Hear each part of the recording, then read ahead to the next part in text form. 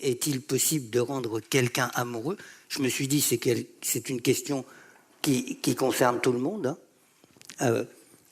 Quel que soit le milieu, l'âge, quelle que soit la culture, parce que malgré ce qu'on raconte, la passion amoureuse, on la retrouve partout. La façon d'être amoureux, ça change bien sûr, mais la passion amoureuse, elle est connue partout. On va y revenir tout à l'heure, on va comprendre pourquoi. Alors, poser la question comme ça.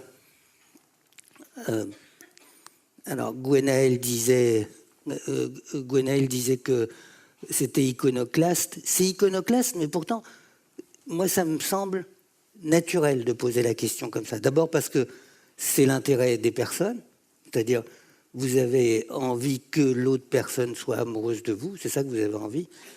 C'est vrai que c'est ça.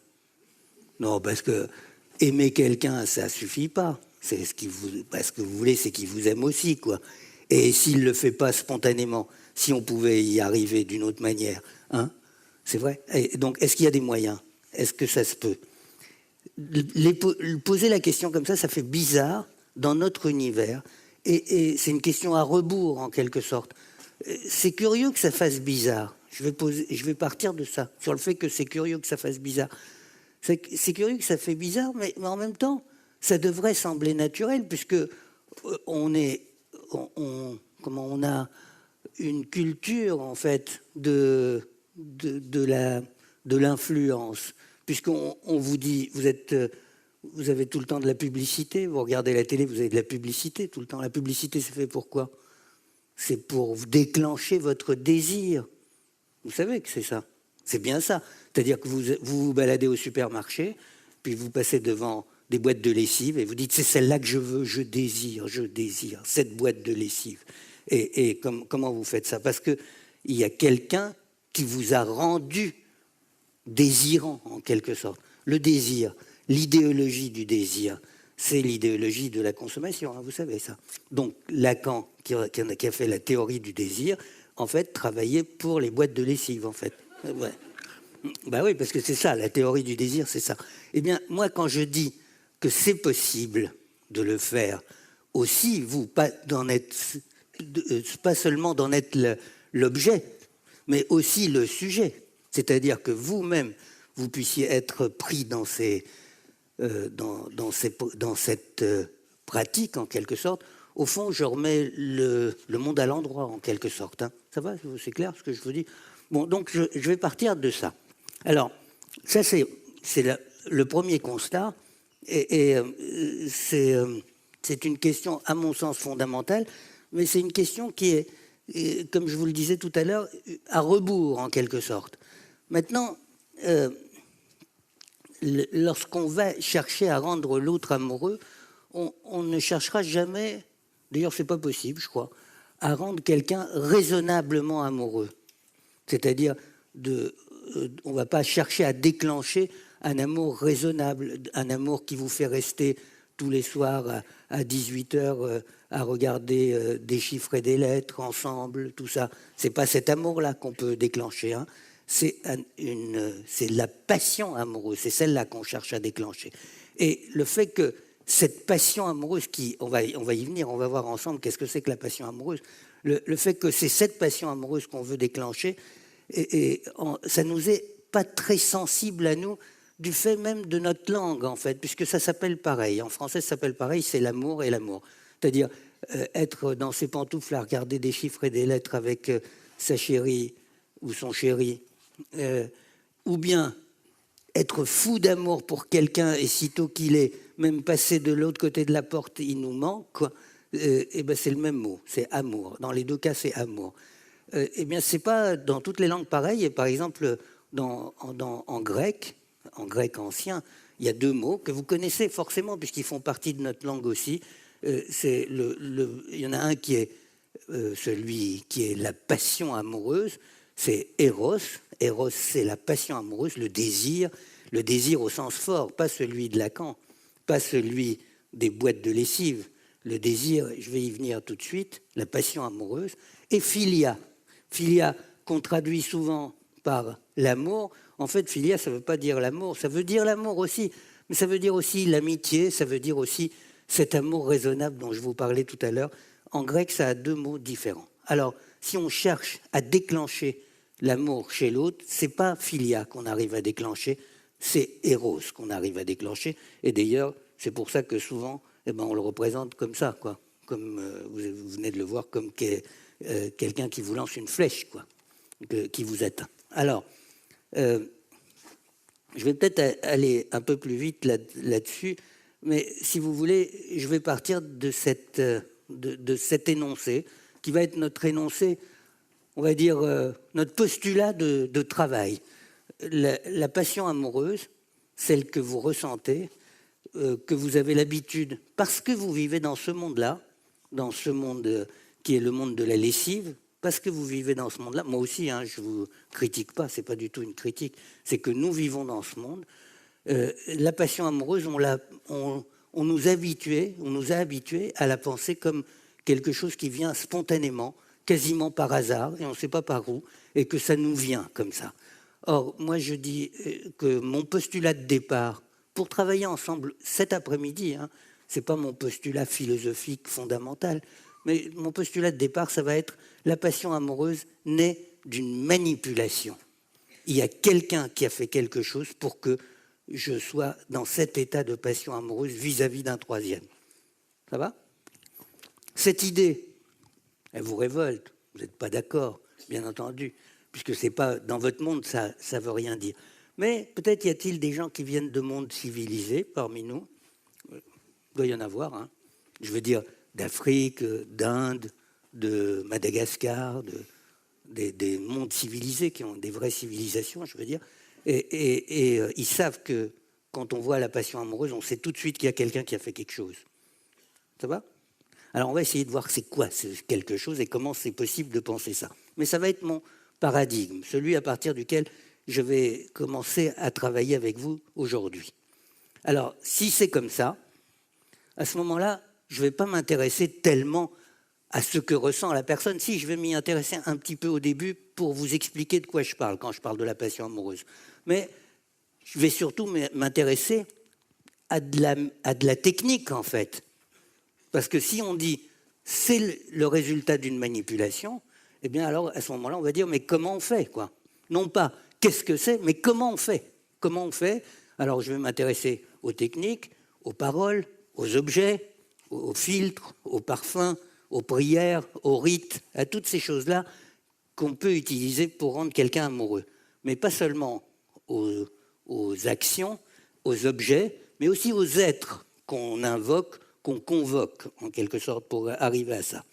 Et on va essayer de les décrire, non pas de manière extérieure, c'est-à-dire en disant les autres font ceci ou les autres font cela, mais on va essayer de rentrer dedans pour aboutir, si on sait bien le faire, si on arrive à travailler ensemble, si vous partagez ma discussion, et bien si on arrive à faire ça, peut-être qu'on arrivera à des conseils de comment faire, nous, aujourd'hui, si on veut rendre quelqu'un amoureux, votre voisin, votre voisine. Peut-être, je n'aurai pas le temps de faire des travaux pratiques aujourd'hui, je vous dis tout de suite. Bon, d'accord ? C'est ça qu'on va faire cet après-midi. Alors, ça c'est un objet. Ça c'est un objet, ce qu'on appelle un ostraca. C'est des tessons de poterie qu'on a retrouvés. On en a retrouvé des milliers, des tessons de poterie comme ça. Celui-là était égyptien, il est écrit en démotique tardif. Donc c'est des hiéroglyphes, mais alphabétiques, si vous voulez. C'est-à-dire ça se lit comme du grec, en vérité. Et qui contient un texte. Cet ostraca était destiné à être mis sous les pas de la personne que vous souhaitiez rendre amoureuse, et il paraît que ça marchait. On va voir pourquoi ça marche et comment ça marche. Alors, Ostracon, Égypte, British Museum, 6 lignes de chant d'amour et une ligne de prière. Bon. D'abord, on va commencer par qu'est-ce que c'est la passion amoureuse ? C'est ce qu'on cherche à déclencher. Il faut savoir aussi, parce que vous cherchez à déclencher quelque chose sur votre voisin, sur votre voisine, c'est là-dessus qu'on est parti. Et puis, il faut savoir sur quel va être le résultat. est-ce que c'est une bonne affaire? C'est pas certain que ce soit une bonne affaire. Parce que qu'est-ce que vous allez obtenir, quoi? Quand vous obtenez une passion amoureuse, qu'est-ce que c'est? C'est à la fois un sentiment, bien sûr, c'est un sentiment, une émotion et un état qui est durable, qui risque de durer un certain temps, parfois qui dure très longtemps. Hein. Et cet état est particulier et il est parfaitement possible de le décrire et ça fait partie justement de sa force. C'est les caractéristiques dont je vais vous parler maintenant.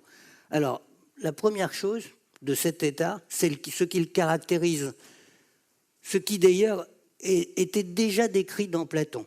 Parce que Platon, au fond, je parle là, c'est la suite de Platon, quoi. C'est beaucoup mieux que ce que racontait Platon, hein, je vous dis tout de suite. Hein, parce que Platon ne connaissait pas tout ce que je vais vous raconter là. Mais en même temps, c'est de ça qu'il part, Platon. Il dit qu'est-ce que c'est que l'amour? C'est une souffrance. C'est une souffrance, c'est-à-dire c'est un manque. C'est un état de manque. C'est-à-dire ce que vous allez créer chez la personne, c'est un état de manque. Un état de manque total, permanent. C'est-à-dire, quand elle n'est pas là, supposons que ce soit une dame qui m'a rendu amoureux, je pense que c'est une dame. Mais allez savoir, allez peut-être aller voir quelqu'un qui a fait ça. Quand elle n'est pas là, elle me manque. Mais quand elle est là, elle me manque aussi, parce qu'elle n'est pas assez près. Et quand je couche avec elle, elle me manque encore, parce qu'on n'est pas collé. Et puis même au moment de l'orgasme, elle me manque encore, parce qu'on n'est pas fusionné. C'est un manque total, permanent. Ça va, vous comprenez? Ça, c'est une des caractéristiques principales. Donc c'est assez éloigné de l'amour raisonnable, de l'amour qui s'installe dans un couple au bout de 35 ans ou 60 ans, ou je ne sais pas combien de temps ça peut durer. Mais c'est de ça qu'il s'agit, et quand on cherche à déclencher la passion amoureuse, c'est ça, c'est cette caractéristique. Le premier caractère de cet état, c'est le manque. Le deuxième caractère, ah oui, j'ai oublié de vous dire, ce manque, on peut le comparer à quelque chose. Et d'ailleurs, on l'a comparé à ça. Ça ressemble à la toxicomanie, en fait. Hein. C'est un état de manque, comme on décrit l'état de manque chez le toxicomane. Ça va, vous me suivez? Allô? C'est-à-dire, quand on n'a pas la substance, on souffre. Et quand on l'a, c'est ça la différence. Hein. Quand vous êtes toxico, quand vous avez la substance, pendant un certain temps, vous ne souffrez plus. Pendant la passion amoureuse, même quand vous avez la substance, vous souffrez encore un peu, quoi. Et parce que vous n'avez pas totalement fusionné. C'est la seule différence entre la toxicomanie et la passion amoureuse. D'ailleurs, certains disent que la passion amoureuse est peut-être une toxicomanie. C'est-à-dire que le fait même d'avoir une relation passionnelle comme ça avec quelqu'un déclenche à l'intérieur du cerveau des tas d'orages chimiques. Et ces orages chimiques qui sont déclenchés là, ça vous plaît, quoi. C'est comme si un chimpanzé, on lui avait mis une manette dans laquelle il pourrait déclencher du plaisir sensuel, il lâcherait plus sa manette, quoi. Hein. Sitôt qu'on l'éloigne de sa manette, et il a toujours envie de retourner prendre sa manette, si vous voulez. Bon, je dis un chimpanzé, peut-être que le chimpanzé, il en aurait marre de sa manette. Mais le rat, il n'en a pas marre. Et il y en a même qui meurent, qui refusent de se nourrir, qui n'arrêtent pas de s'accrocher à la manette, ils ne veulent plus la lâcher. Alors, c'est une toxicomanie dans ce sens-là, si vous voulez. Donc, on est à l'extrême opposé de ce que disait Freud, par exemple, qui disait que la toxicomanie, c'était de l'amour. Comme toujours, Freud, c'est le contraire de ce qu'il dit qui est vrai. C'est-à-dire, oui, parce que Freud dit l'alcoolique est amoureux de sa bouteille. Mais c'est ça qu'il dit. L'alcoolique est amoureux de sa bouteille, ça veut dire que son objet d'amour, c'est la bouteille. Donc, c'est la toxicomanie qui est une passion amoureuse. Non, c'est la passion amoureuse qui est une toxicomanie. parce que c'est le processus même du manque qui est en action. Ça, c'est le premier élément. Deuxième élément qui explique pourquoi on s'y attache, pourquoi on aime ça, pourquoi on y revient, pourquoi on le recherche, c'est que quand on a cette passion amoureuse, il y a une sorte d'irruption à l'intérieur de soi d'un autre. On est toujours amoureux d'un qu'on ne connaît pas, c'est-à-dire d'un qui n'est pas nous, qui est un radicalement autre. Cette passion pour une altérité, quelqu'un qui n'est pas moi et qui tout d'un coup devient partie constituante de moi à tel point que son absence est vécue comme étant un manque. Cette chose-là, c'est de la folie, quoi. C'est une générosité totale. C'est le seul moment de votre existence où vous êtes généreux. Le reste du temps, vous n'êtes jamais généreux. Vous êtes toujours intéressé à mettre en valeur votre propre plaisir, votre propre intérêt pour vous-même, etc. Toutes vos actions sont des actions égoïstes, sauf quand vous vivez la passion amoureuse. À ce moment-là, vous êtes préoccupé de la vie, du plaisir, de la sensation d'un autre qui n'est pas vous. Cette chose-là est incroyable. C'est incroyable. C'est connu depuis très longtemps. Hein. Et c'est pas une altérité au sens de l'altérité des sexes, puisque c'était connu. Parenthèse, je vous dis ça en passant. Chez les Grecs anciens, puisqu'on était chez les Grecs, il y avait un bataillon qui était le bataillon sacré de Thèbes. Vous avez entendu parler de ça, constitué de couples homosexuels, hein, de gens qui étaient passionnément amoureux. Et on les mettait ensemble, au combat, ensemble. Parce qu'on savait que la générosité était à tel point entre les deux parties du couple, quoi.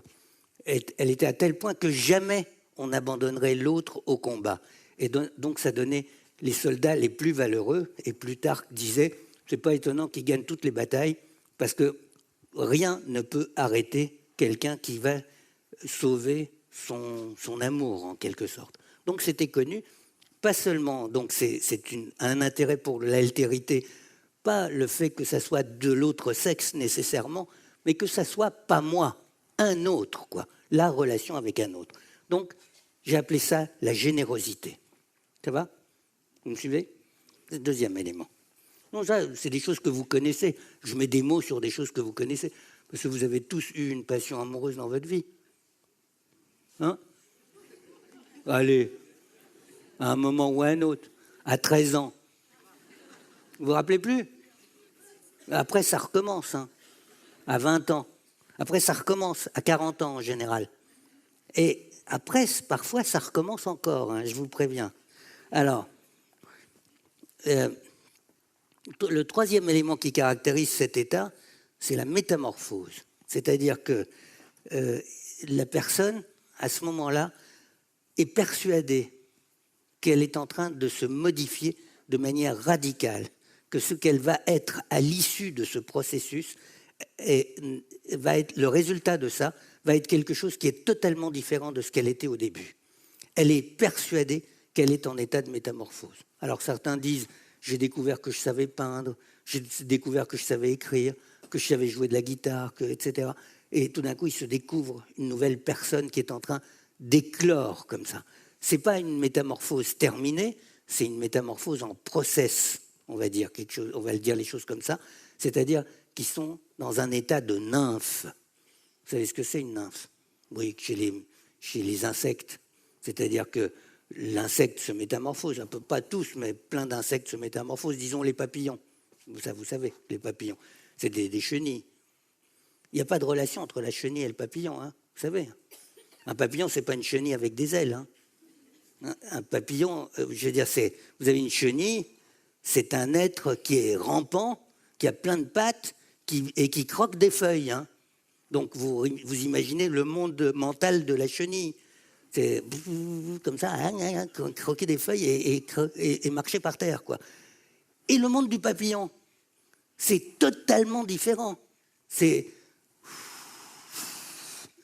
quelqu'un qui vole comme ça, qui fait des kilomètres, 10 kilomètres.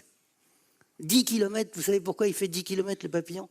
Parce qu'il y a quelques phéromones du papillon de l'autre sexe qui sont arrivés jusqu'à son nez. Il peut se taper 10 kilomètres parce qu'il y a quelqu'un, papillonne, hein, une papillonne, à 10 kilomètres de là, qui serait réceptive à son amour. Il y va. C'est ça que fait un papillon. En plus, il a une trompe, il met ses trompes dans les feuilles. Vous savez, vous avez déjà vu un papillon, il a une trompe qui se déroule là, comme ça, comme les serpentins, vous voyez. Donc, vous avez au début une chenille, à l'issue de ça, qui a un univers qui est très particulier, et le papillon qui a un tout autre univers. Entre les deux, il y a une métamorphose. Et pendant le temps de la métamorphose, qu'est-ce qui se passe? Ben, on ne sait pas bien. Hein. On ne sait pas bien. Il y a une dilution totale de l'être pendant le temps de la métamorphose, au moment où ils sont dans le cocon. Ce qui est intéressant, c'est dans le cocon. Vous avez déjà ouvert un cocon? Je suis sûr que vous n'avez jamais fait ça. Moi, j'ai fait ça quand j'étais petit. Parce qu'on faisait, quand j'étais petit, on donnait aux enfants des vers à soie. Vous avez déjà eu ça, non? Et puis on les élevait, comme ça, les vers à soie, c'est des chenilles. Hein. On les élevait, et puis à un moment donné, ils se mettaient dans un cocon. Puis après, ils sortaient un papillon, puis qu'ils se barraient. Mais pendant le temps du cocon, moi j'avais envie de savoir ce qu'il y avait dans le cocon. Ben, je l'ai ouvert parfois, plusieurs fois. Eh bien, vous ne trouvez rien? Non.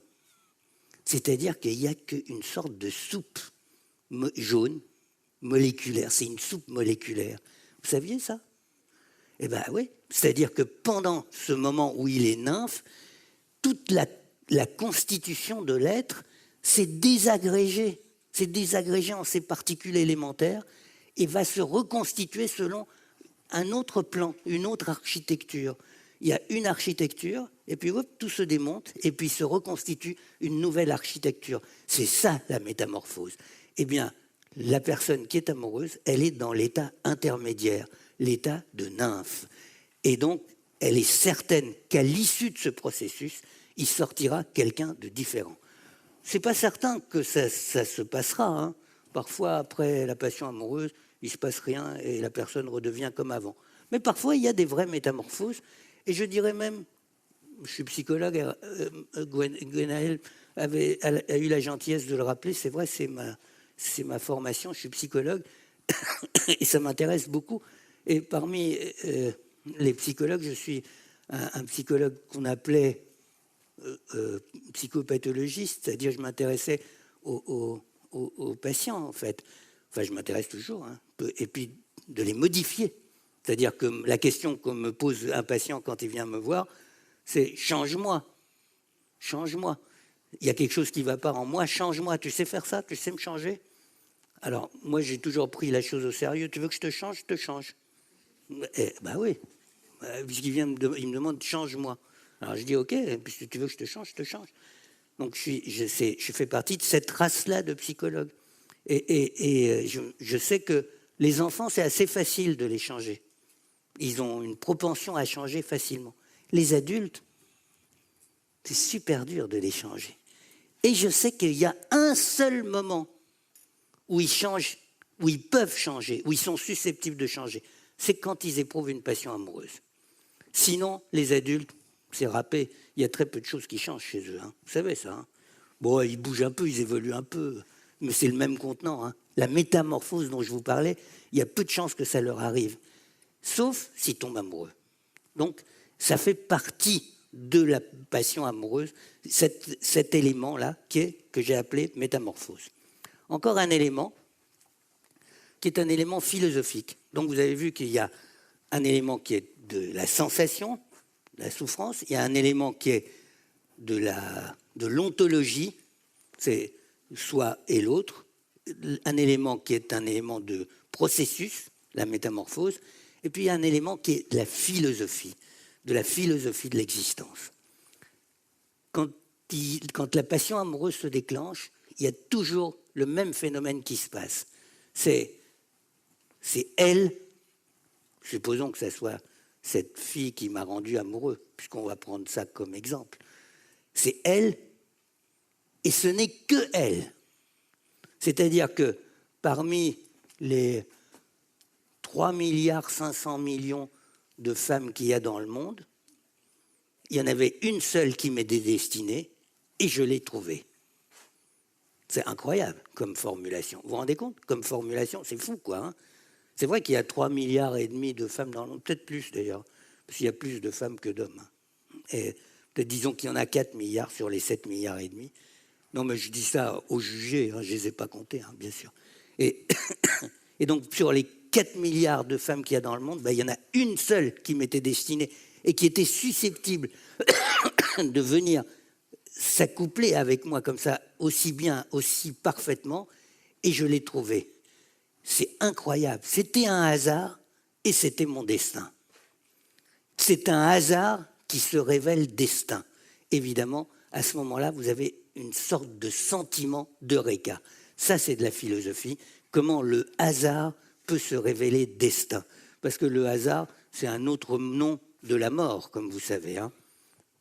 Et donc, ce n'est pas la mort, c'est quelque chose qui est l'inverse de la mort.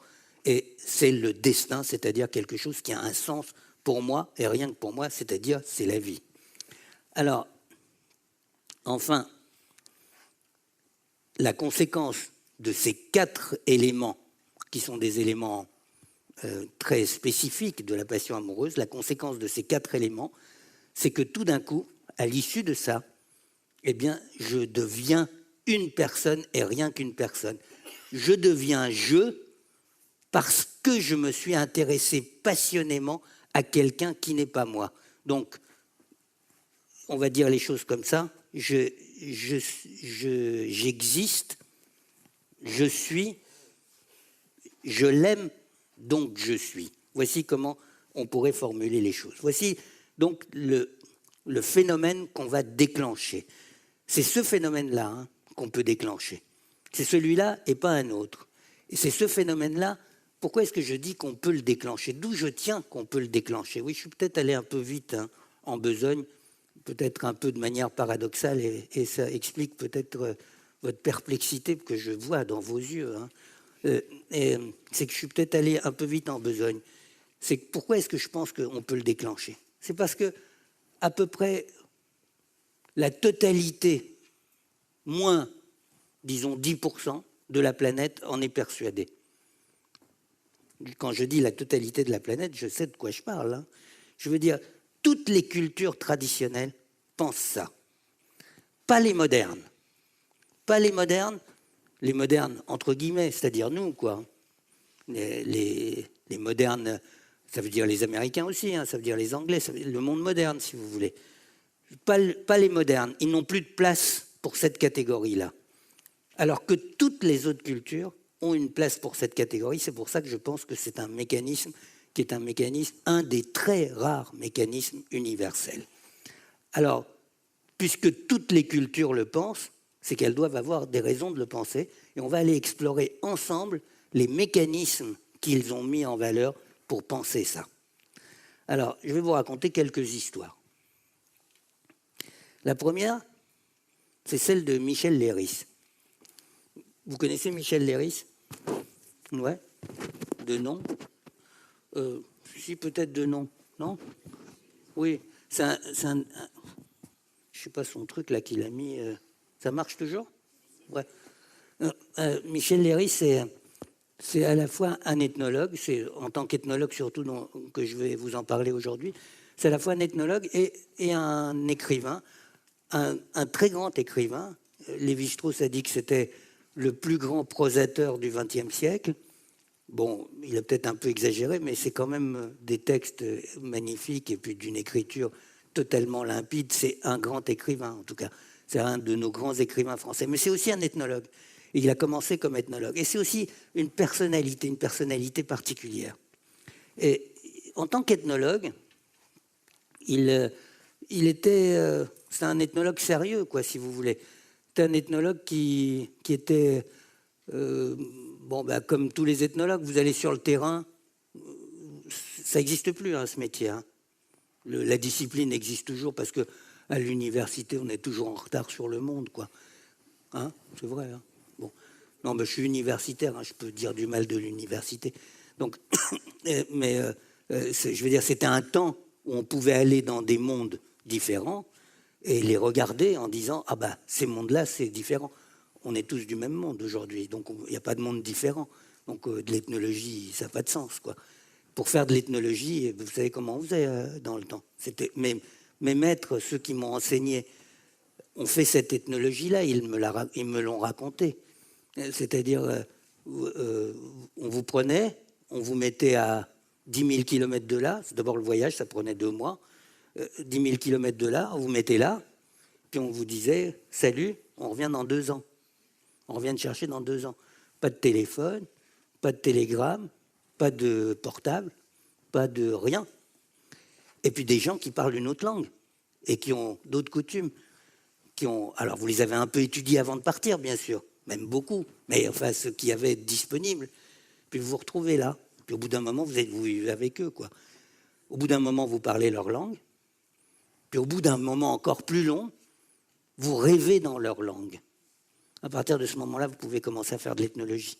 Plus personne ne fait ça, hein, puisque plus personne ne se retrouve dans une situation pareille. Hein. Ben oui, puisque vous êtes parti, mais tous les soirs, vous envoyez un email, et puis etc. Bon, enfin, je veux dire, c'est plus du tout le même monde, quoi. Hein. C'est pas possible. Aujourd'hui, c'est pas possible de faire ça.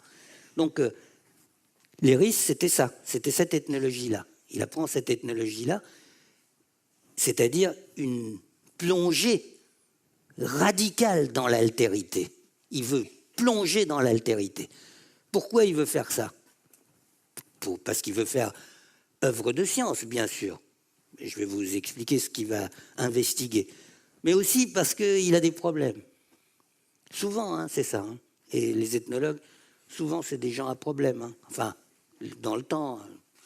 Enfin, actuellement aussi, je crois. Mais bon, c'est une autre affaire, ça. Mais en tout cas, ceux qui sont connus, ceux du passé, c'était des gens à problème. Et Léris, c'était un type à problème. Hein. D'ailleurs, ça a failli mal se terminer, ces problèmes, puisqu'il a fait une tentative de suicide qui a failli réussir bien plus tard, d'ailleurs. Hein. Et c'est un homme mélancolique. Hein. Donc, il était dépressif, quoi, on dirait aujourd'hui. Hein. Mais c'était plus grave que ça. Il avait une sorte de mélancolie fondamentale, comme ça. Et donc, il se disait que pour se soigner, bah, il fallait qu'il se plonge dans l'altérité. Il avait bien raison, d'ailleurs. Hein. Parce qu'avant ça, il avait tenté une psychanalyse 5 ans. Bon, ça ne sert à rien, hein. Mais ça ne servait à rien à l'époque, ça ne sert pas plus aujourd'hui. Hein. Donc, moi, j'ai fait une formation à la psychanalyse, j'étais psychanalyste, je sais de quoi je parle.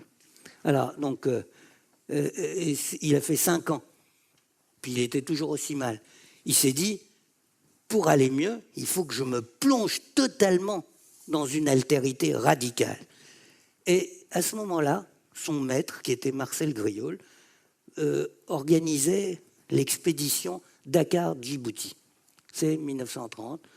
Est-ce que vous savez ce que c'est que l'expédition Dakar-Djibouti, peut-être?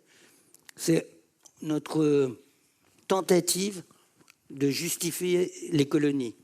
On a une tentative humanitaire de justifier les colonies. Mais elle est intéressante, cette tentative. Il en est résulté plein de choses dont on bénéficie encore aujourd'hui, mais sur le fond, c'était un truc, on voulait défendre l'indéfendable, quoi, si vous voulez, mais bon, c'est pas grave. Toujours est-il que Marcel Griaule organise une expédition. Marcel Griaule, qui était le patron de l'ethnologie française. Hein. Vous avez déjà lu Marcel Griaule, peut-être? Dieudope. Non, pas Dieudope. Dieudo, pardon, excusez-moi. Dieudo. Le renard pâle. Non, vous n'avez jamais lu ça? Les Dogons, tout ça, toutes nos connaissances sur les Dogons du Mali, tout ça, c'est Marcel Griaule. Donc Marcel Griaule organise cette expédition, et cette expédition, elle a une idée, quoi. On va parcourir tout l'Empire français, et on va aller chercher dans chaque village de l'Empire français, c'est-à-dire le Mali, ça fait partie de l'Empire français, le Congo, ça fait pas le Congo français, pas le belge, hein, fait partie de l'Empire français, ça va jusqu'à la Somalie, hein, et donc tout ça c'est l'Empire français, Et donc on va aller dans chaque village et on va démontrer que ces gens-là, eh bien, ils ont une vraie culture et ils ont surtout des vraies productions artistiques. Alors il s'est passé des choses terribles pendant cette expédition. C'est que débarquer dans un village au Mali et puis il disait « c'est quoi ça ?» Alors le chef du village, il disait « ça c'est le fétiche du village, c'est le fétiche qui protège le village. Propriété de l'État français. » Oh, c'est vrai? Ben oui.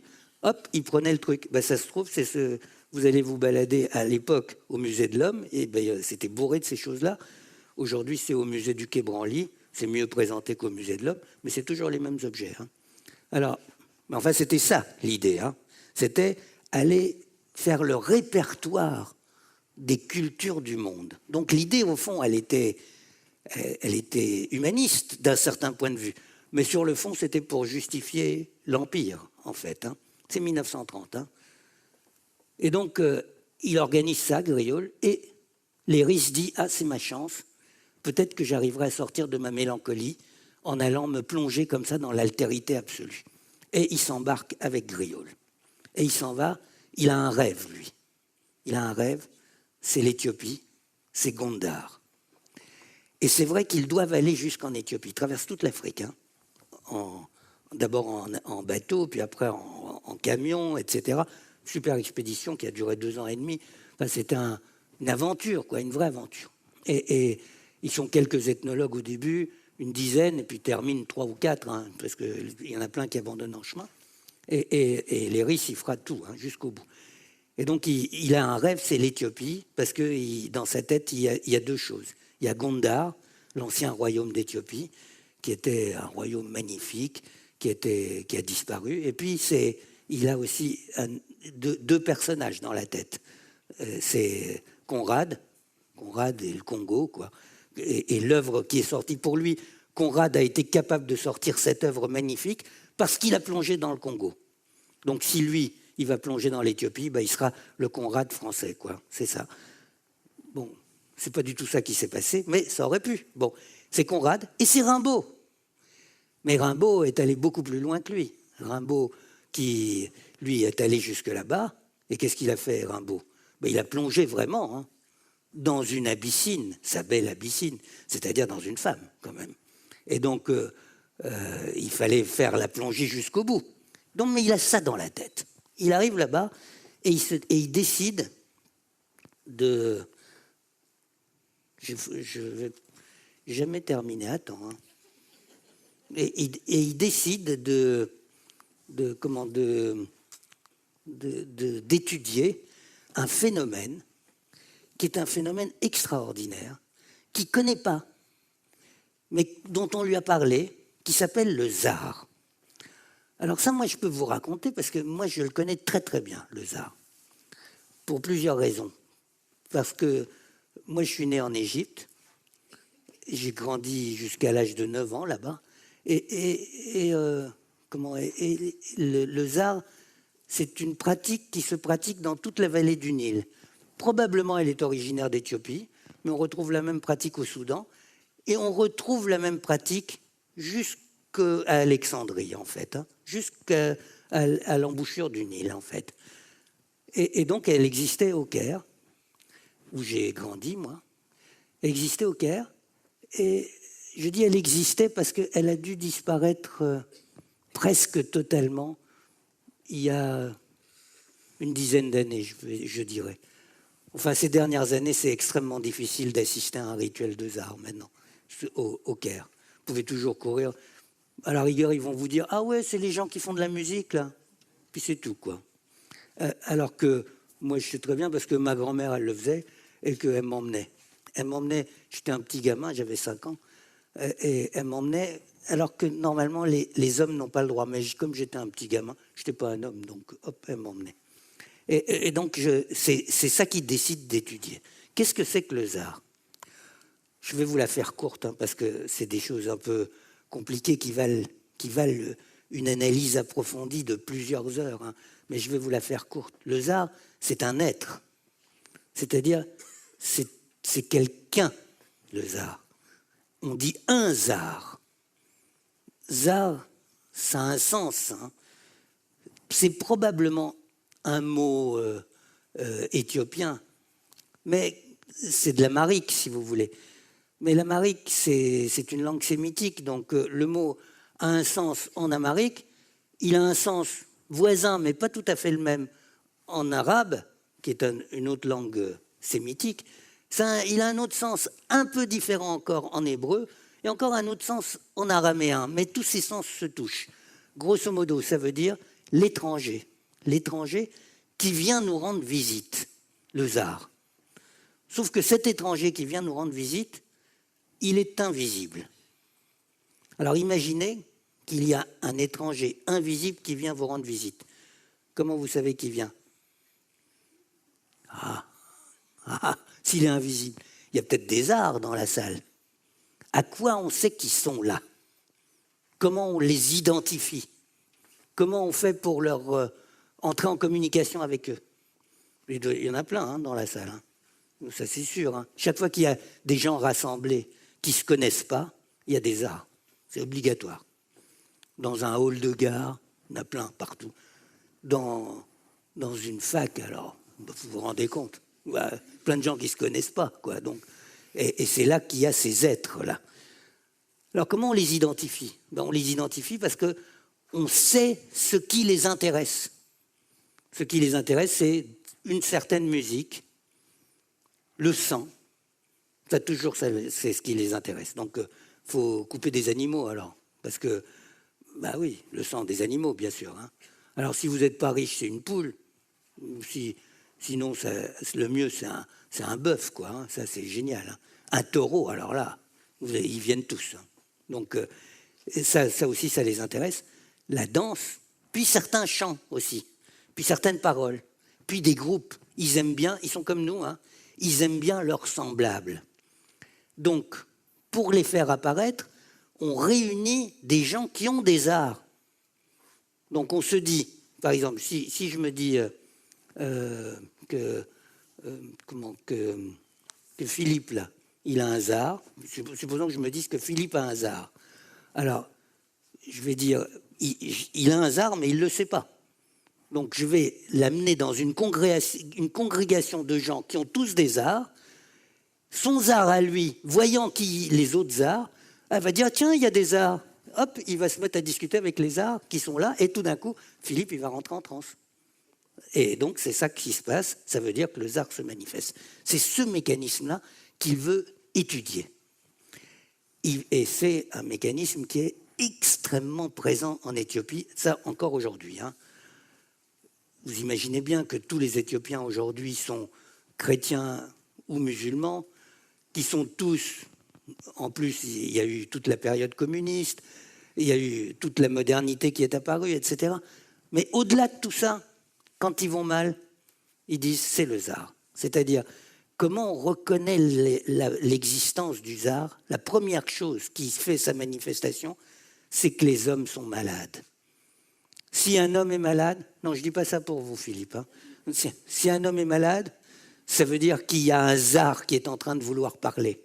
Alors, s'il y a un tsar qui veut parler, il faut le faire parler. Et à ce moment-là, c'est comme ça qu'on soignera l'homme malade. On ne soigne pas la maladie de l'homme, on soigne la souffrance à être du tsar. En soignant la souffrance à être du tsar, tout d'un coup, l'homme va mieux. Mais on ne se soucie pas de l'homme, on se soucie du tsar. D'accord? Vous me suivez? Ce qui est une médecine la plus moderne. Ne rigolez pas, c'est vrai. C'est-à-dire que la vraie médecine, c'est celle qui est faite sans le malade. Oui, parce que si par exemple je dis, vous êtes malade parce qu'il y a tel microbe qui est en train de se plaire à l'intérieur de vous, bon, moi je fais ça en laboratoire, je regarde le microbe en laboratoire, je vois comment est-ce que je peux négocier des choses avec ce microbe en laboratoire, puis après, si vous êtes là, tant mieux, mais si vous n'êtes pas là, c'est pas grave, je m'occupe du microbe. C'est la médecine moderne. Et c'était la médecine moderne de l'époque, on ne s'occupe pas de l'homme, on s'occupe du tsar, en fait. Alors, donc, je reviens à Michel Leiris, il va dans une congrégation de tsars. Et dans cette congrégation de tsars,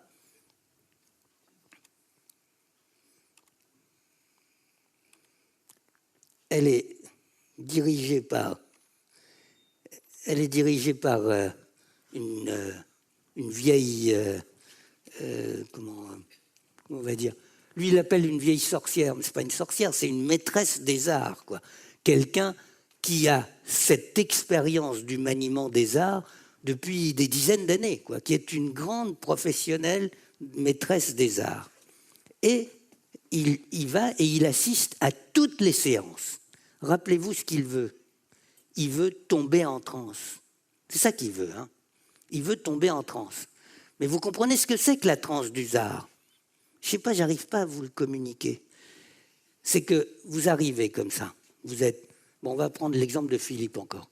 Donc Philippe, il est normal, quoi. Hein. Vous le voyez comme ça, il est normal. Mais s'il arrive dans cet endroit-là, on va commencer à faire de la musique, on va lui mettre des parfums sous le nez, on va sacrifier des animaux, le sang de l'animal, on va le mélanger à des parfums, on va lui en faire absorber dans des tasses de porcelaine, comme ça, du sang de bœuf à la myrrhe, ou ça doit être pas mal, hein. Tout frais sorti de la carotide, quoi, comme ça. On va lui faire tout ça, et puis tout d'un coup, il va se mettre à faire une crise. Et quand il va faire une crise, on va se dire, mais qui est-ce qui est en train de parler là par la bouche de Philippe? C'est plus lui, c'est plus Philippe qui parle. Qui est-ce qui est en train de parler?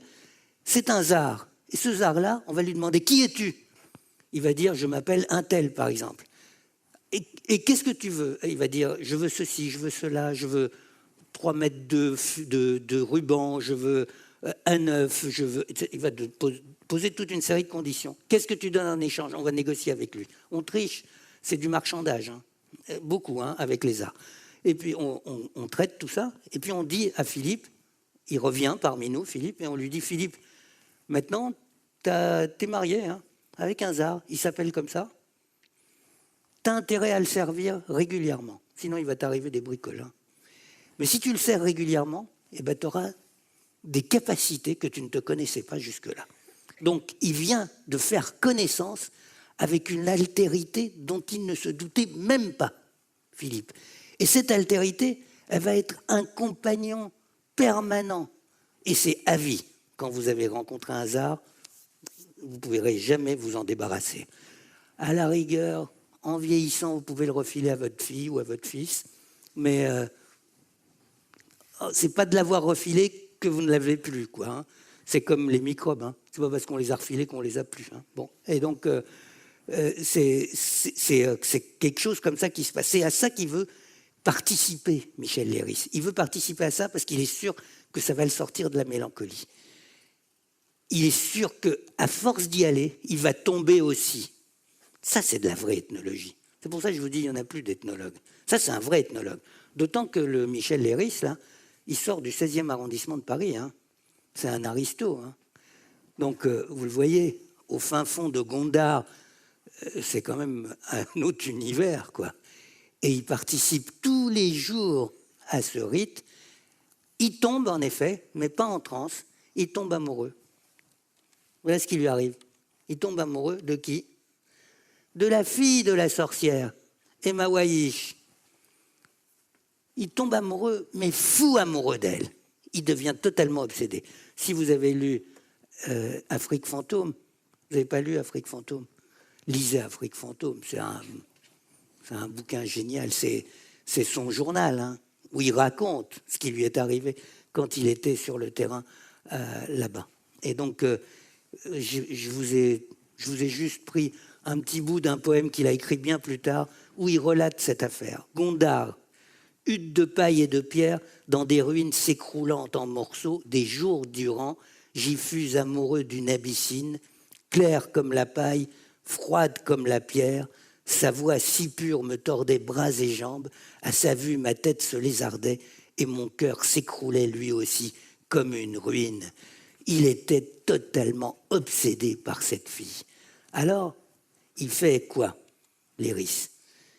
Il est obsédé, il va tous les soirs, il tombe plus, hein, il pense plus du tout aux arts, hein, il pense plus qu'à la femme, quoi.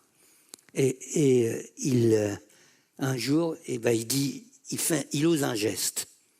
Elle est assise à côté de lui et il met la main entre ses cuisses. d'Emawaï.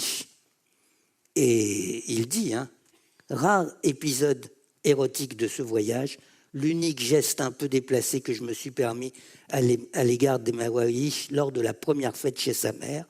Qu'est-ce qu'il fait? Il glisse sa main et il dit, alors je vais le citer parce que ça ne s'invente pas, et je me souviendrai toujours de l'entrecuisse humide comme la terre dont sont faits les golems. Il est saisi, quoi, par cette chose-là. Et alors, qu'est-ce qu'elle fait, Mawaï?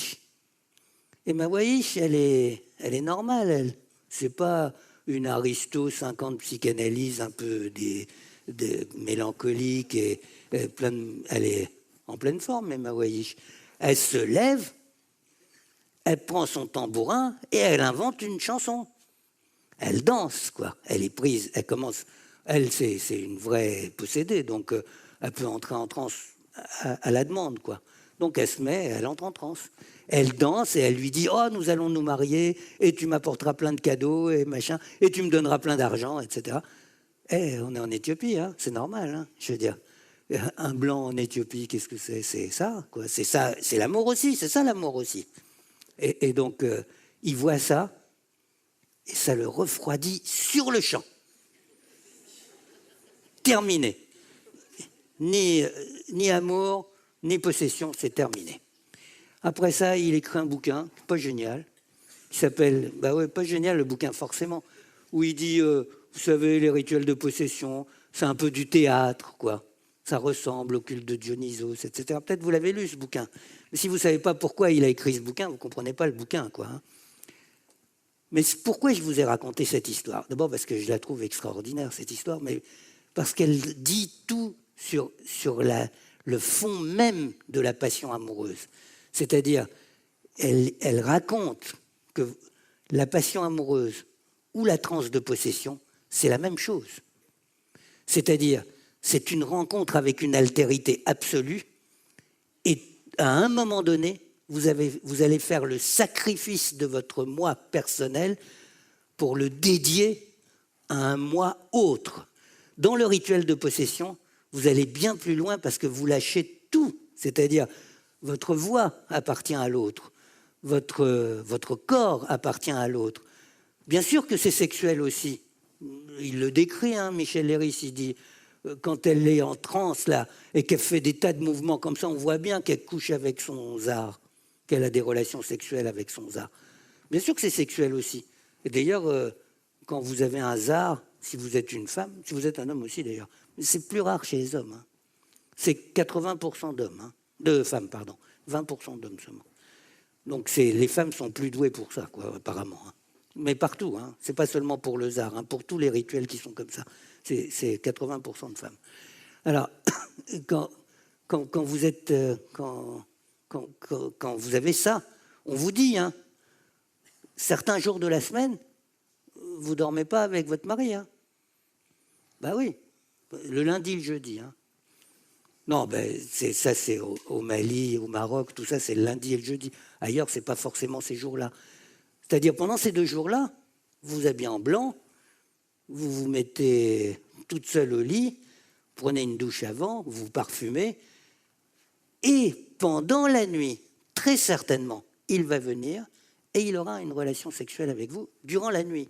C'est ce qu'on appelle le mari de la nuit. Vous connaissez cette expression peut-être. Et cette chose-là est extrêmement répandue. C'est aussi le cas du zar. Bon, donc, c'est bien comme la passion amoureuse, mais c'est plus fort que la passion amoureuse. Donc, c'est indispensable de comprendre ce rituel de possession pour comprendre ce qu'est cette passion amoureuse. C'est-à-dire que, au fond, on pourrait dire les choses comme ça, la passion amoureuse, c'est les rites de possession des mondes sans Dieu. Ça va? Vous avez compris ce que j'ai dit? La passion amoureuse. Pourquoi vous êtes plus passionnément amoureux ici, chez les modernes, que par exemple en Éthiopie? C'est quand même plus rare. Parce que vous n'avez plus de Dieu. Parce que sinon, c'est des dieux dont vous tomberiez amoureux. Parce que c'est fait pour laisser une place totale dans votre être au Dieu. C'est à ça que sert ce mécanisme de la passion amoureuse. Ça va? Alors, On a acquis quelque chose là-dedans. Bon, je vais avancer parce que sans ça... Bon, ça, c'est des... Je vous ai un peu expliqué tout ça. Les photos, c'est des photos du temps de l'Héris. Ça, c'est une femme en transe au Togo. Alors, j'arrive aux mécaniques. Alors, vous avez compris que les dieux sont super importants là-dedans. Bon, les dieux, oui et non, quoi. Hein. Le tsar, c'est pas un dieu. Ça pourrait le devenir. Vous entendez ce que je dis? Ça pourrait le devenir. C'est-à-dire que les dieux ont des histoires. Ils ne commencent pas tout de suite grand dieu. Ils commencent petit démon local. Tous les dieux sont comme ça. Hein. Au fond, on pourrait dire que quand Abraham et Dieu lui tombe dessus, si on considère qu'Abraham est le premier, hein, qui a rencontré ce Dieu-là, qui a eu une descendance, comme vous savez, jusqu'aujourd'hui. Quand ce Dieu-là tombe sur Abraham, c'est un petit Dieu local, il n'a même pas un seul adepte, nul quoi, comme Dieu. Pas mal comme esprit, comme diable, comme tsar, comme quelque chose comme ça. Mais comme Dieu, il est nul, il n'a personne. Il n'a personne. Mais il veut devenir un grand Dieu. C'est pour ça qu'il s'intéresse aux êtres humains. Donc vous avez une sorte d'échange marchand. Il propose à Abraham, bon, je passe parce que ce n'est pas ça dont je veux traiter, le Dieu en question, il propose à Abraham, il lui dit « Tu seras le premier d'une longue lignée ». Ouais, et alors? Il dit « Ça veut dire que tu n'auras pas des enfants, tu auras une descendance ». C'est intéressant. Ben oui, parce que est-ce que vous serez un ancêtre? Est-ce que moi je serai un ancêtre? Non. Ça, je sais que non. Mais vous, peut-être vous serez un ancêtre. Vous savez ce que c'est un ancêtre? Un ancêtre, c'est celui qui ne ressemble pas à celui qui avait avant lui et qui ne ressemble pas à celui qui aura après lui. Ben oui, c'est ça un ancêtre. Un ancêtre, ce n'est pas celui qui vous précède, ce n'est pas un aïeul. Un ancêtre, c'est celui à partir duquel on compte les générations. C'est-à-dire, on dit, ben, je suis un descendant d'Abraham. Aujourd'hui encore, on dit, je suis un descendant d'Abraham. C'est-à-dire qu'il a encore des descendants aujourd'hui. On compte les générations à partir de lui. Il dit à Abraham, je te promets que tu seras... D'ailleurs, c'est le sens de son nom en hébreu. Le père d'une descendance nombreuse. Tu seras ça. En échange, toi, tu vas faire rayonner mon nom à travers la planète. Marché conclu, marché tenu. Hein. Vous avez vu quand même, Abraham, ça doit bien faire, enfin le Dieu d'Abraham doit bien faire 2 milliards, 3 milliards aujourd'hui. Hein. Pas mal, hein. Je veux dire, le contrat a été tenu. Alors, donc c'est bien cette relation-là qu'il y a entre les esprits et les humains. Donc c'est une relation d'échange comme ça. Et réfléchissez bien, c'est logique. C'est-à-dire, si un être n'a pas de matérialité, comment est-ce que je peux le connaître? Comment est-ce que je peux connaître un être qui n'a pas de corps, qui n'a pas de matérialité physique? Comment je peux le connaître? Alors, il y a des choses comme ça je sais pas moi, des infiniment petits. Un photon, par exemple. Par exemple, un photon. Il n'a quasiment pas de matérialité physique. Comment est-ce que je peux connaître un photon? On arrive à connaître un photon. On le fait se catapulter contre une plaque photographique, il fait un point, on dit « Ah, il y a un photon qui est passé par là ». Donc on le reconnaît à ses traces. C'est à ça qu'on le reconnaît, puisqu'il n'a pas de matérialité réelle. Ben, c'est exactement pareil, c'est le même raisonnement. Hein. Je veux dire, ce n'est pas un raisonnement irrationnel ou primitif. Ça fait partie de nos raisonnements les plus sophistiqués. Je reconnais l'invisible aux traces qu'il a laissées sur le visible. Oui? Ça va, vous me suivez? Donc, ces divinités, elles sont... Comment elles sont elles se manifestent avec leurs intentions. Les divinités, on va dire, elles ont une vie, une mort, hein. On va dire comme ça. Hein. Les dieux, ils naissent, ils meurent. Hein. Vous savez ça. Ils disent qu'ils sont immortels. C'est du baratin. C'est-à-dire ils vivent beaucoup plus longtemps que nous. Mais ils vivent, ils meurent. Bah oui, je veux dire, Osiris, il est mort. Vous êtes au courant quand même. Bah, je veux dire, il n'y a personne qui est en train d'adorer Osiris aujourd'hui. Enfin, il doit y avoir quelques psychotiques au Caire qui quand même, mais pas beaucoup, quoi, franchement. Donc, les dieux, ils naissent, ils meurent. Ils vivent à peu près 3000 ans, pas plus, hein. Mais rarement moins aussi. Hein. Donc, ça vit comme ça, c'est le temps de vie d'un dieu. Donc, ça naît, ça meurt. Quand ça naît, mais c'est un petit démon local. Donc, méfiez-vous. Quand vous avez un hasard, un esprit comme ça, peut-être qu'il deviendra un grand dieu. Vous comprenez ce que je veux dire? Vous suivez toujours? Moyen. Bon, alors, on va avancer. Comment on fait pour, techniquement? Alors, techniquement, étant donné qu'on a compris qu'il s'agit d'ouvrir l'être de la personne pour y introduire une altérité radicale, puisque c'est ça, la possession, c'est ça, la passion amoureuse, c'est ça. Comment est-ce qu'on procède?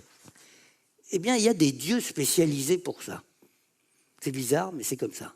Il y a des dieux spécialisés. Et il y en a un, je vais vous raconter très rapidement, parce que je voudrais arriver au troisième point que je voulais traiter. Cette déesse, vous la connaissez peut-être, vous l'avez déjà vue? Non? Vous l'avez jamais vue? Si vous l'avez sûrement vue. C'est Inanna. Inanna qui est devenue Ishtar, qui est devenue Astarté, qui est devenue Asherah. Dans la Bible, elle s'appelle Asherah. C'est toutes celles qu'on ne doit pas toucher, qu'on ne doit pas approcher, c'est dégoûtant, machin, etc. La Bible est bourrée de « n'approchez pas des Asherah, éloignez-vous des Asherah » et tout ça, c'est elle. Et puis après, elle devient Vénus, après. Aphrodite d'abord, et puis après, elle devient Vénus, c'est elle. Mais d'ailleurs, je vous ai montré Aphrodite tout au début, c'était la première image que vous avez vue sur l'image de présentation. Elle est moche, Aphrodite. Enfin, elle est une moyenne, quoi. Et Inanna, elle est super foutue, hein. Elle est super jolie, elle est sexe en plus, et elle est belle. Et elle, c'est vraiment la sexualité, c'est l'érotisme. Et ça, c'est la Mésopotamie. C'est la Mésopotamie du 4e et du 3e millénaire avant Jésus-Christ. Ça, c'est extraordinaire, quoi. C'est leur déesse. Alors, je ne vais pas rentrer dans des détails, parce que j'aimerais bien, parce qu'il y a des choses très intéressantes, parce que c'était la déesse principale de la Mésopotamie. Déesse de tout, hein. Déesse de la mort, bien sûr, de la guerre aussi, de la force, déesse de la ville, déesse de l'artisanat, déesse de quasiment tout. Ils en avaient d'autres, des dieux, mais celle-là, c'était la déesse de tout. Et surtout, la déesse de la passion amoureuse, évidemment. Ça va aussi avec un monde où... où la sexualité est... Bon, un monde qui n'a pas connu le christianisme, quoi. C'est le christianisme qui a changé un peu la donne, quoi. Là, la sexualité, Freud, c'est un chrétien. Hein. Non, il n'était pas chrétien, mais c'est un chrétien. C'est-à-dire, il était juif, mais il était chrétien, en fait. Parce que, pourquoi je dis ça? Parce que pour lui, la sexualité, c'est la pulsion. Et c'est la chose contre laquelle se défend la culture. C'est ça que dit Freud. La sexualité, c'est la machinerie intérieure, et la culture est bâtie pour se protéger du caractère non maîtrisable de la pulsion sexuelle. C'est comme ça que Freud présente les choses. Je schématise, bien sûr, mais grosso modo, c'est ça qu'il dit. Eh bien, les Mésopotamiens du temps d'Inanna pensaient exactement le contraire. Ils disaient, ce qui est la sauvagerie, c'est avant la sexualité. Et c'est grâce à la sexualité qu'on fait rentrer les gens dans la civilisation. C'est-à-dire, c'est un anti-freudien total. Bon, je suis plutôt mésopotamien, moi, à tout prendre, hein, je vous dis la vérité. Mais, donc, je présente les choses comme ça, mais c'est vrai, hein, c'est ça qu'il dit. Et il y a un récit mythique qui le raconte très très bien, c'est l'histoire, que je ne me trompe pas sur son nom, Enkidu, il s'appelle. Alors, c'est un... Alors... Bon, je sais pas, je suis obligé de vous dire quelques trucs parce que sinon vous n'allez pas comprendre.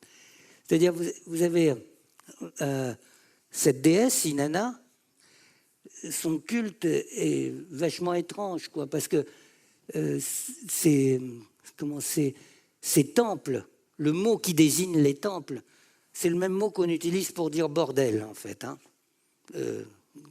Maison close, si vous voulez, dans ce sens-là, bordel, quoi. Et pourtant, c'est un temple. Hein. C'est un temple et c'est là où on fait le rite. Hérodote raconte une histoire sur les Babyloniens, mais qui sont de cette époque de Mésopotamie, donc un petit peu avant. C'est l'Irak, hein, tout ça. Hein. Bon, ça a bien changé aussi, hein, l'Irak. Hein. Bon, c'est l'Irak de l'époque. Comme quoi, on peut avoir de l'espoir. Hein. Ça va peut-être changer encore. Hein. On ne sait pas.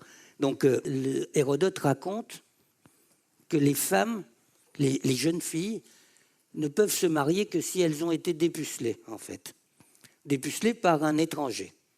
Donc elles doivent avoir un rapport sexuel avec un étranger. C'est Hérodote qui raconte ça, hein, c'est pas moi qui ai inventé. Hein. Et elles doivent avoir un rapport sexuel avec un étranger de passage qu'elles ne connaissent pas. Donc comment elles font? Eh ben, elles vont toutes dans ces temples, là, les temples à Inanna, Ishtar. Là. Elles vont toutes dans ces temples et elles attendent.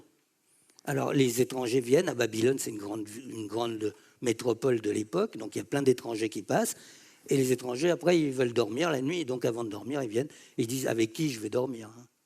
et donc, ils regardent et ils disent bah, « Toi, par exemple. » Alors, Hérodote se moque et il dit « Bon, celles qui sont jolies ne restent pas très longtemps.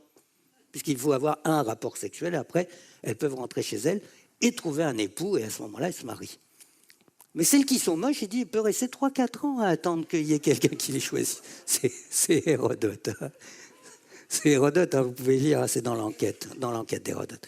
Bon, c'est probablement pas aussi vrai que ça semble. Hein.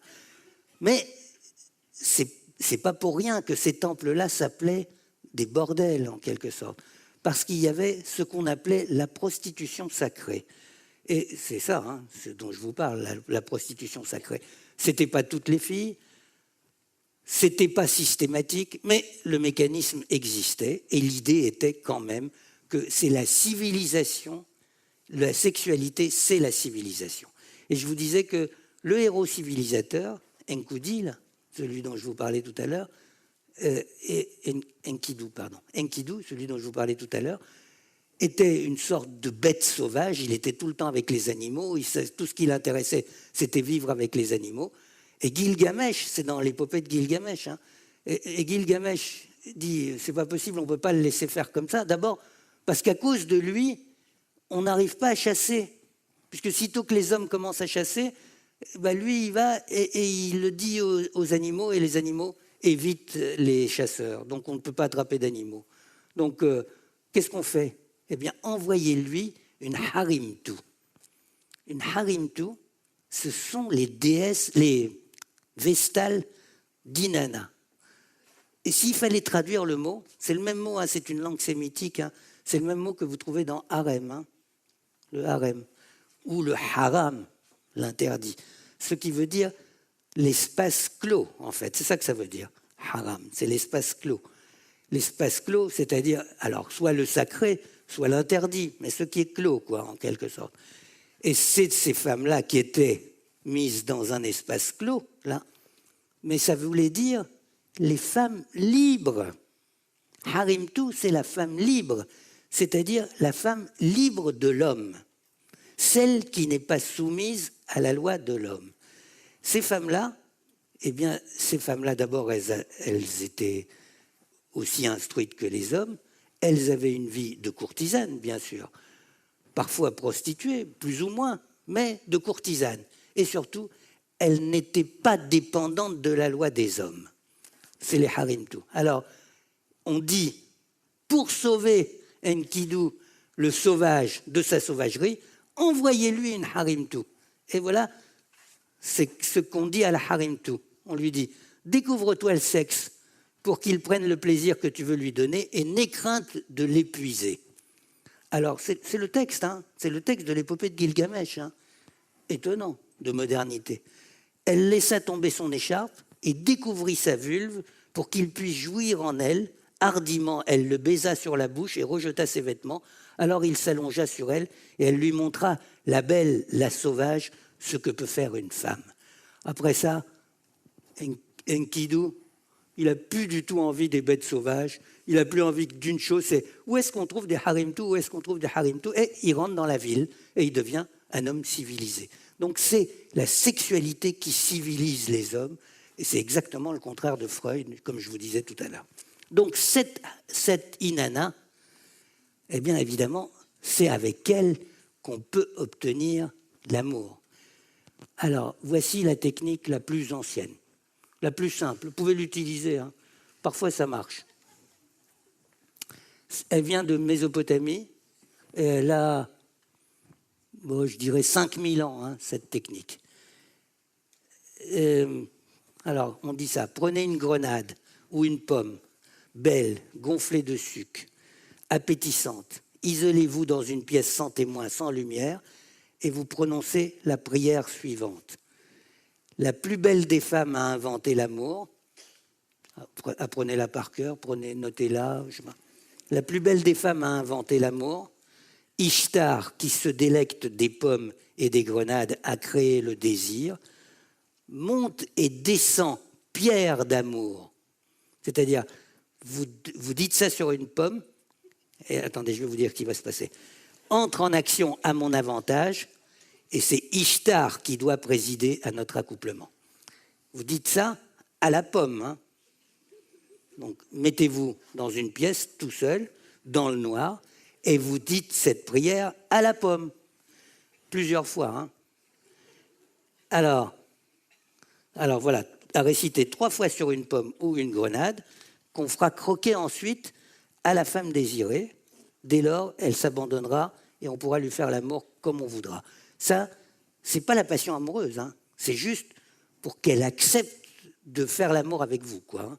Ça, vous trouvez ça sur les tablettes de Mésopotamie. Ça a donc, je vous disais, 5000 ans, hein, cette prière-là, hein.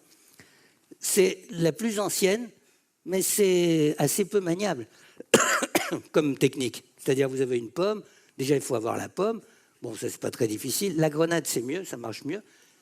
Et puis après, il faut que vous approchiez de la femme et que vous lui disiez, tiens, tu veux la pomme, quoi. Alors évidemment, la femme, elle va dire, non, j'ai pas envie de pomme. Donc ça repousse le problème d'un cran, quoi. Donc c'est pas la bonne technique, mais vous avez pigé le principe. Vous avez un objet qui est travaillé et vous avez une puissance qui est invoquée. Et vous allez demander à la puissance qu'elle agisse sur la personne par l'intermédiaire de l'objet. C'est ça l'histoire pierre d'amour. Elle mange la pomme et à l'intérieur de son ventre, il y a comme une pierre qui va monter, qui va descendre, qui va monter, qui va descendre. Elle va être si mal qu'elle n'aura envie que d'une chose pour se soulager, pour soulager sa douleur, sa souffrance, quoi. C'est de coucher avec vous, quoi. Voilà, c'est ça le sous-texte, si vous voulez. Donc, mais en même temps, vous êtes visible, quoi. Vous êtes fait repérer, quoi. Donc, c'est peut-être pas la méthode la plus élaborée, quoi. Alors, c'est pour ça que je vous ai apporté des méthodes plus tardives, quoi. Alors, vous me suivez toujours? Alors, je vais vous lire. Vous savez comment je l'ai connu, ce truc-là. Je vais vous le dire en quelques mots. C'est un patient antillais qui est venu me voir et qui m'a dit que son guérisseur aux Antilles lui avait donné cette recette. Après, moi, je la connaissais un peu parce que j'ai lu un peu les choses, quoi. Je suis allé la chercher dans le petit Albert. Vous savez ce que c'est, le petit Albert, le grand Albert, vous savez tout ça? Un peu? Non? Pas du tout? Ben, comment ça, vous ne savez pas? Vous êtes des innocents en amour. C'est bien ce qui me semblait. Bon, le grand Albert. Alors, Albert le Grand. Vous connaissez la place Maubert à Paris? Oui? Eh bien, pourquoi ça s'appelle la place Maubert? Ça s'appelle la place de Maître Albert. Maubert, Maître Albert, Albert le Grand. Albert le Grand, qui était un archevêque très, très célèbre, un des copains de saint Thomas d'Aquin. Et c'était même un ami intime de saint Thomas d'Aquin. Ils bossaient ensemble, tout ça. Donc c'était un philosophe chrétien, catholique, militant, tout ça.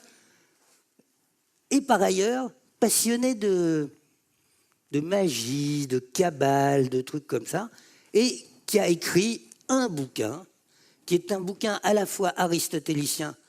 Oui, alors, parenthèse, il y a 2 philosophes grecs. Hein. Non, il y en a beaucoup d'autres, hein. Il y en a beaucoup plus. Mais il y en a 2 grands, si vous voulez, 2 grandes orientations de la philosophie grecque, plutôt. Il faut dire les choses comme ça. Aristote et Platon. Tout ce que dit Platon, c'est faux. C'est vrai. Tout ce que dit Aristote, c'est vrai.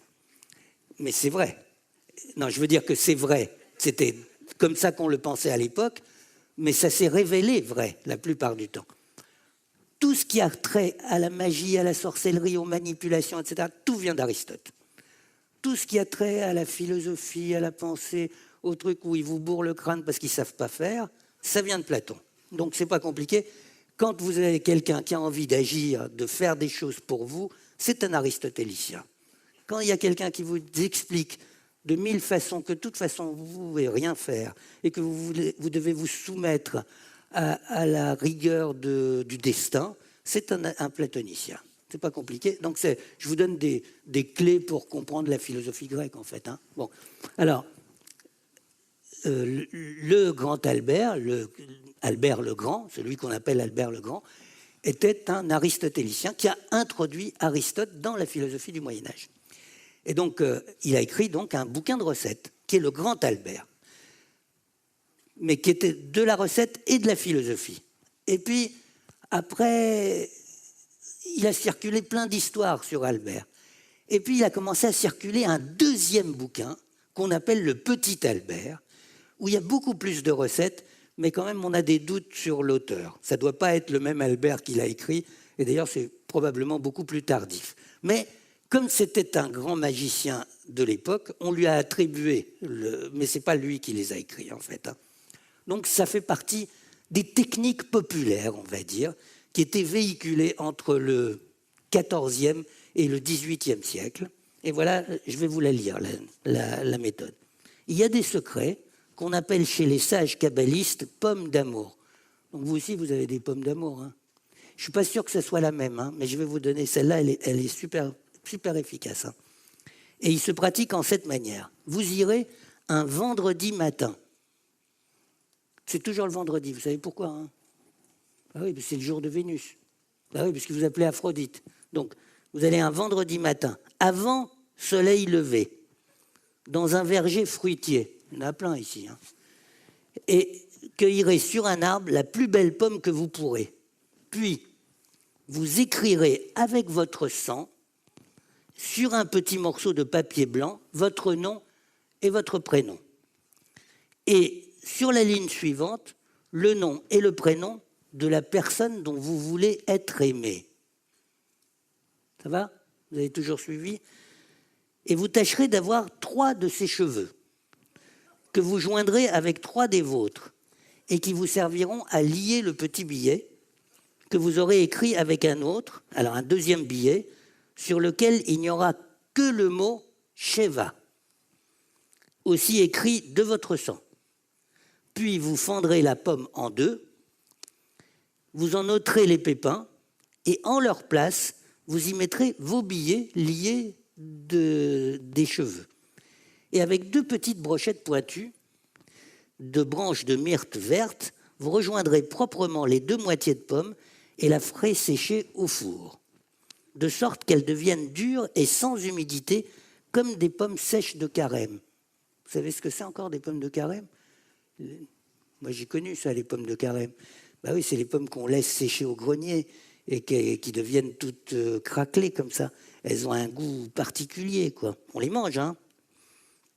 Vous l'envelopperez ensuite dans des feuilles de laurier et de myrte et tâcherez de la mettre sous le chevet du lit où couche la personne aimée sans qu'elle s'en aperçoive. Et en peu de temps, elle vous donnera des marques de son amour. Ça, j'y crois plus. Ah ça. Ça, j'y crois plus. Alors, c'est toujours de la pomme, hein, je veux dire. C'est quand même pas compliqué à faire. Hein. Je vous ai pris la plus simple, hein, parce que parmi les recettes, quand il vous dit qu'il faut aller chercher le pénis d'un loup ou les testicules d'une hyène, bon, c'est quand même plus difficile. Là, une pomme, c'est pas difficile à trouver quand même. Hein. Bon, j'y crois beaucoup pour plusieurs raisons. D'abord, parce que les principes sont tous corrects. Et je vais regarder les principes. Laissez tomber le côté un peu farfelu de la chose. Regardez les principes avec moi. L'objet, c'est un objet. Ça, c'est fondamental. Hein. C'est-à-dire que vous transmettez la responsabilité de l'action, non pas à votre influence. Parce que si c'est votre influence, ce sera influence contre influence, vous avez perdu d'avance. C'est-à-dire, si vous dites « cette femme me plaît, je voudrais qu'elle m'aime », aime-moi, aime-moi, elle va dire qu'est-ce que c'est que cet emmerdeur, quoi. Non, c'est évident, quoi. Ça ne marchera jamais, ça. Hein. Alors que vous ne faites pas ça, vous transférez l'influence, non pas en vous, mais dans l'objet. Cet objet est un objet composite, constitué de matières disparates. Parmi ces matières, il y en a qui servent à identifier le bénéficiaire et celles qui servent à identifier la cible. C'est-à-dire, c'est comme si vous aviez construit une machine. Mais une machine, elle fonctionne toute seule. Donc, vous dites à la machine, « Oh, machine, c'est pour moi que tu fais et c'est sur elle que tu agis. » Donc, il y a votre nom et il y a le nom de la personne. Hein. D'accord ? C'est pour ça que le filtre d'amour de Tristan et Iseult, ça a complètement merdé. Hein.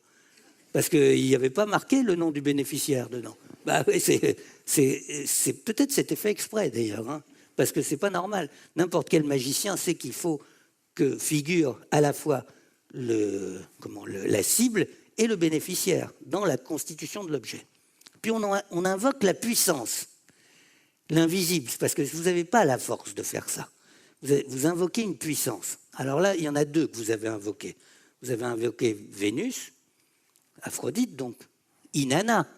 C'est pour ça que je suis passé par Inanna tout à l'heure.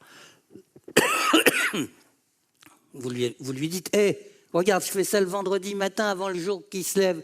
C'est un culte à toi que je fais. Je suis encore en train de faire un culte à Aphrodite. Alors tu feras bien quelque chose pour moi, quoi.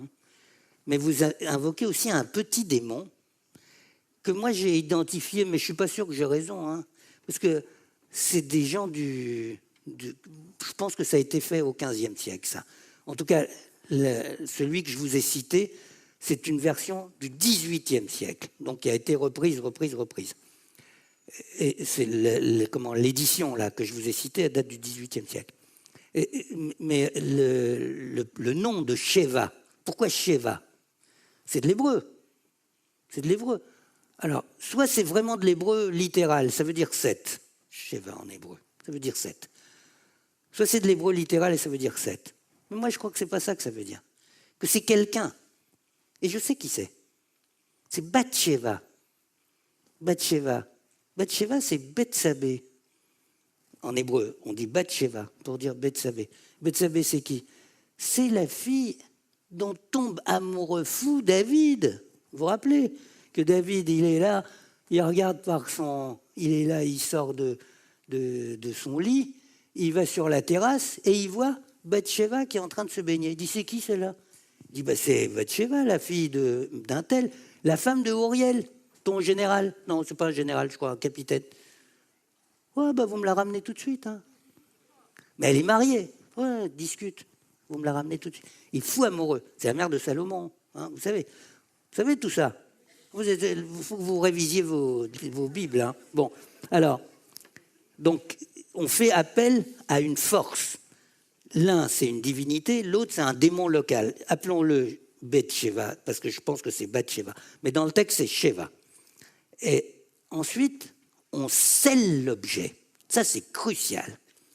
C'est-à-dire qu'un objet comme ça, vous êtes en train de fabriquer un être vivant, en fait. C'est-à-dire qu'il va devenir autonome. Il va agir tout seul. Il va fonctionner comme s'il était indépendant de vous. Donc il faut qu'il soit scellé, il ne faut pas qu'il puisse se démonter. Pour le sceller, il y a plusieurs façons. Ça, c'est la plus belle façon, hein, celle qui est décrite là. C'est on le scelle au feu. Donc on l'a constitué et puis on le met dans le four. Et là, il va sécher. En séchant, il va se fusionner, quoi. Je ne sais pas comment on dit, se coller, quoi. Et puis il va devenir comme si c'était une pomme complète. Ça va? Alors, ça, les scellés, vous le retrouvez partout, dans toutes les histoires d'objets destinés à déclencher la passion amoureuse. Vous avez des liens, des ficelles, des cadenas, machin. Vous savez qu'il y a un pont qui est en train de s'écrouler à Paris, et tellement ils ont mis de cadenas, les amoureux, hein, vous êtes au courant. Donc c'est toujours des cadenas, hein, ça n'a pas changé. Hein. Alors, reste à animer l'objet. Et ça, c'est le point le plus important de toute l'affaire. Je ne sais pas, je n'aurai pas le temps de vous le traiter. Hein. Je savais que je serais trop long. Je suis désolé. Hein. Là, il faut que je m'arrête, hein, c'est ça. Hein. Ouais, bon, alors je vais dire ça. Je vais vous dire ce que je ne dis pas, et puis je vous fais la conclusion, puis on s'arrête. Alors, reste à animer l'objet. Ça, c'est la chose la plus importante. Une fois que vous l'avez constitué, cet objet, c'est exactement comme quand on fabrique un être humain. Non, pas à la fac de médecine, hein. Comme on fabrique un être humain dans le texte biblique. Comment on fabrique un être humain? Comment Dieu fabrique un être humain? Il façonne avec de la terre, puis il a fait un être humain, quoi. Et puis après, il n'est pas vivant, cet être humain. Donc comment il fait? Il lui met le souffle de vie. Vous savez ça? Oui, il lui met le souffle de vie. Nefesh Ruach, son âme, quoi. Il lui souffle ça sur la bouche, sur la langue. Donc le souffle, ça, c'est l'élément important, c'est ce qui va le rendre autonome et qui va agir. D'où la phrase de Léris au début, qui ne vous a pas échappé, où il dit « Qu'est-ce qu'il sent là, dans l'entrecuisse des Mawayish ?» Il sent la glaise dont sont faits les golems. C'est de ça qu'il s'agit. C'est ça un golem. C'est-à-dire on fabrique un être artificiel en terre et on va lui donner une animation et c'est lui qui va agir pour vous. Parce que pour rendre quelqu'un amoureux, il ne faut évidemment pas que la personne sache que c'est de vous que ça vient. Il faut que ça se passe à son insu. Donc l'objet va aller, il va travailler, il va la rendre amoureuse et puis elle va venir, elle va dire « Oh, ben je t'aime ». Ah ben je dis « Ah ben je savais bien ». D'accord? C'est comme ça que ça fonctionne. Bon, alors ce que je ne peux pas vous développer, c'est l'importance de ces objets, c'est ce qui anime. Là, c'est des parfums. Parce que ce qui anime ces objets, c'est des êtres volatiles. Et la plupart du temps, c'est soit du sang, soit des parfums, dans tous les objets qu'on connaît. Alors, moi, je voulais vous développer tout particulièrement la notion de parfum, mais je n'aurai pas le temps. Alors, je vais aller...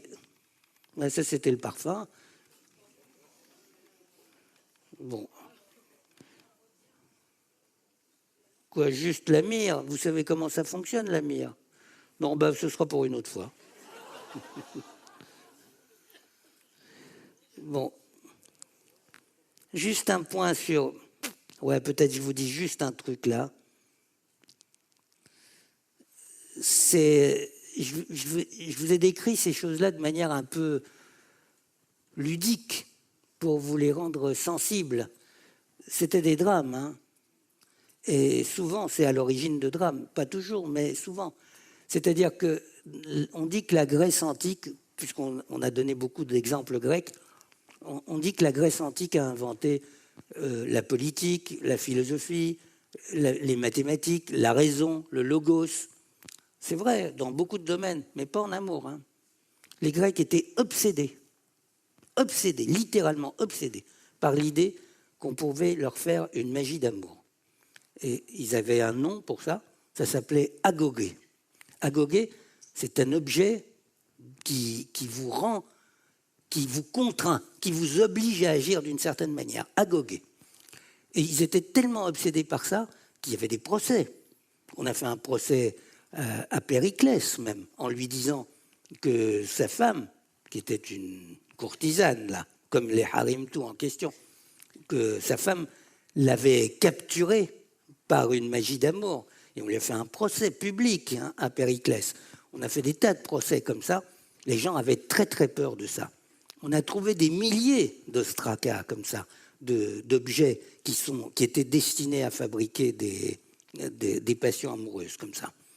Pourquoi on n'aimait pas ça? Parce que ça agit par la maladie, en fait. C'est-à-dire que le fond de l'affaire, c'est, vous mettez un objet pareil, par exemple la pomme là dont je vous parlais, vous mettez un objet pareil à l'insu de la personne, sous son lit, par exemple. Et qu'est-ce qui arrive à cette personne? Elle tombe malade. Elle tombe malade. Elle tombe malade et elle ne sait pas ce que c'est. Elle commence à trembler, elle ne mange plus, elle devient anorexique, c'est automatique. C'est vrai, c'est à tous les coups. Elle ne mange plus, etc. Et puis on se demande pourquoi. Jusqu'à ce qu'on comprenne que quand elle acceptera de se soumettre à l'amour qu'elle éprouve pour moi, c'est à ce moment-là qu'elle guérira. Mais dans un premier temps, c'est que de la maladie. Donc, entre un objet pareil et un objet de sorcellerie, il y a juste ce qu'on fait après, quoi. C'est à peu près un objet de sorcellerie. C'est pour ça que ces objets ne sont pas que des objets ludiques, c'est des objets de souffrance, en fait. Et que c'est pour ça qu'on se méfie beaucoup de ça. Et pour preuve de ce que je suis en train de vous dire, je prends juste le texte d'une de ces amulettes. Éveille-toi pour moi. Il parle à l'amulette, et va-t'en partout, dans chaque quartier, dans chaque maison, et lis Ptolémaïs. Alors, il dit bien le nom de la cible, la fille d'Origène. Empêche-la de penser, de manger, de boire, jusqu'à ce qu'elle vienne à moi. Sarah Pamon, c'est mon nom. Je dis le nom du bénéficiaire. Et fais qu'elle ne connaisse aucun autre homme que moi seul. Traîne-la par les cheveux, par les entrailles, jusqu'à ce qu'elle cesse de se montrer distante et que je la tienne, obéissante pour tout le temps de ma vie, aimante, désirante et me disant ses pensées. Ça, il y a un bouquin qui a répertorié toutes ces ostracas-là. Vous pouvez vous le procurer, vous verrez que je ne vous raconte pas de salade. Bon, alors donc, il est cité à la fin. Donc voilà ce que je voulais vous dire. Malheureusement, je voulais aussi vous donner des détails, mais je n'ai pas le temps. Maintenant, qu'est-ce qu'on peut faire de ça dans notre monde moderne? Alors, je vais terminer par...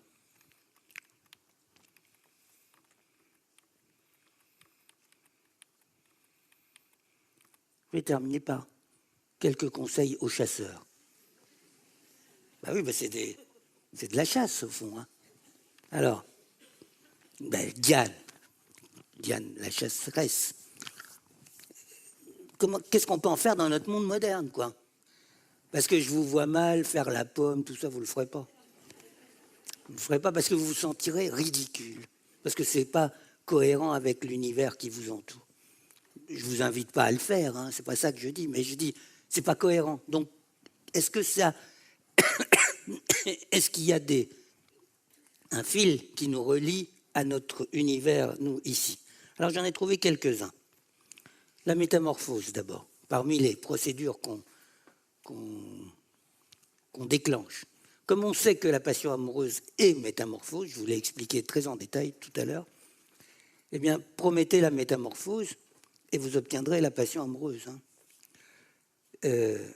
Ça a l'air idiot, ce que je vous dis. Ça a l'air idiot. Eh bien, c'est pourtant le b.a.-ba de la psychanalyse. Les psychanalystes, ils étaient vachement étonnés, ils disaient « C'est bizarre, je mets une patiente sur mon divan, puis tout d'un coup, elle se lève et dit « Docteur, je vous aime ». Évidemment, puisque je lui ai promis une métamorphose. Alors elle dit « S'il y a métamorphose, il y a passion amoureuse ». Elle dit « Passion amoureuse ». Il lui dit « Ah, c'est le transfert ». C'est pas le transfert, c'est de la technique. Et évidemment, vous mettez quelqu'un sur le divan, vous lui dites « Je vous promets une métamorphose à l'issue de votre cure sur le divan ». Il dit « Je vous aime ». Ça va, vous comprenez ça, Ouais, bon, donc, vous pouvez le varier à l'infini, vous pouvez le dire, le promettre, le faire miroiter, comme vous voulez. pouvez aussi me présenter un chèque aussi, c'est pareil, hein, c'est métamorphose. Bon. Alors, deuxième principe, avancer masqué. Avancer masqué. Bah oui, parce que ça, je vous ai suffisamment expliqué, je ne vais pas passer des heures là-dessus. Parce que vous avez bien vu que si vous dites je vous désire et je voudrais que vous me désiriez, la personne va dire mais qu'est-ce que c'est que cet emmerdeur? Qu'est-ce qu'il vient faire irruption dans ma vie? Si je veux désirer, je désire de moi-même et je n'ai pas besoin qu'il me dise de désirer. Eh bien, écoute, il me désire et qu'il reste avec son désir, salut. Hein, grosso modo, c'est ça qui va se passer. Donc, c'est pas comme ça qu'il faut procéder. Hein. Il ne faut surtout pas le dire. Hein, et surtout pas le dire en face. Donc, vous dites rien et vous agissez. Vous agissez, alors comment?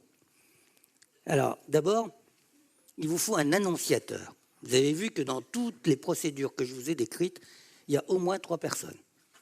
C'est-à-dire, il y a vous, la personne que vous convoitez, dont vous convoitez l'amour, hein, et le technicien. Ah oui, il y a quelqu'un que vous allez voir, vous dites, hé, technicien, je voudrais que tu fasses quelque chose pour que. Donc ce troisième personnage est un personnage crucial. Regardez toutes les histoires d'amour, dans votre vie et dans la littérature, vous voyez toujours qu'il y a un troisième personnage. Ce personnage, moi je l'appelle souvent l'annonciateur. Celui qui vient, qui dit « Eh, dis donc, Roméo, t'as remarqué que Juliette, elle t'aime ?»« Ah non, je n'avais pas vu. »« Ah ouais, tiens, ouais, moi aussi je l'aime. » Mais vous croyez que c'est né entre Roméo et Juliette? Ou est-ce que c'est venu du frère, comment il s'appelle déjà? Frère? Bon, enfin bref, vous le connaissez. le moine qui fait le go-between entre les deux. Donc, au moins 3 pour l'amour. Ensuite, choisir les lieux. Ça, c'est de la méthode d'influence tout court, hein, mais c'est une technique d'influence que je suis en train de vous suggérer, en fait. Hein. C'est surtout pas parler à quelqu'un qui est assis. Hein. Ben oui, parce que quelqu'un qui est assis, il est assis. Et ben oui, il ne va pas bouger, puisqu'il est assis. Encore moins quelqu'un qui est couché. C'est pour ça que la psychanalyse ne fait jamais rien. Parce que les gens sont couchés. Ben oui. Et il faut parler à quelqu'un qui bouge, puisqu'il va bouger. Donc le mieux, c'est quand il bouge, quand il va d'un endroit à un autre, quand il est en train de bouger. Donc si vous voulez agir sur quelqu'un, vous agissez sur quelqu'un qui est en mouvement, qui est parti d'un endroit pour se rendre dans un autre endroit. C'est pour ça que ces objets, c'est pas pour rien, hein, que ces objets, on les plaçait toujours sur le pas de la porte ou sur le chemin. C'est-à-dire, je convoite telle personne, je repère l'endroit où elle habite et je vais et je pose l'objet sur le chemin que ses pas vont piétiner. Hein. Et donc, elle va se lever et quand elle sera en train d'aller, elle est en train de bouger, et bien là, c'est à ce moment-là qu'elle va marcher dessus et qui sera actif sur elle. Choisir son moment. Alors, choisir son moment, bon, je vais vous la dire en une phrase. Hein. Prenez les mélancoliques, quoi. Les gens qui sont déprimés. Un deuil, juste après un deuil, c'est le mieux. Ben oui, parce que si vous voulez rendre quelqu'un amoureux, juste après un deuil, ben, bien sûr, parce qu'il est déjà sorti de son enveloppe. Il est contraint de se modifier. Là, vous l'attrapez en plein mouvement. Et c'est à ce moment-là que vous mettez votre objet et que vous agissez. Et puis, alors là, vous ne le ferez pas. Mais je vous assure que c'est extrêmement efficace. Invoquer. Alors bon, bien sûr, vous croyez à rien parce que vous êtes français. Moi aussi, je suis français. Hein. Bon, mais non, je dis ça pourquoi? J'ai voyagé un peu dans ma vie et beaucoup en Afrique. Et en Afrique, souvent, je me suis retrouvé dans des églises, dans des endroits religieux, dans des endroits rituels aussi. Et on me demandait, c'est quoi ta religion? Moi, je répondais. Hein. La personne qui était avec moi, qui était un Français normal, moi je suis un Français anormal, parce que je répondais, et la personne qui était avec moi, elle disait, moi, je n'ai pas de religion. Et on lui répondait, ah, t'es Français, toi. Donc, bah oui, pourquoi? Parce qu'un Français, c'est pas quelqu'un qui est athée, c'est quelqu'un qui croit en un Dieu qui n'en est pas. Donc c'est pas pareil qu'être athée. Il n'y a pas de athée. Et les Africains savent très bien qu'il n'y a pas de gens athées. Il n'y a pas de gens qui n'ont pas de Dieu. Il y a des gens qui ont un Dieu qui n'en est pas. C'est les Français. Donc ça les caractérise parfaitement. Bon, donc c'est comment je dirais pour ces gens-là, il est extrêmement difficile. Donc à mes compatriotes, à mes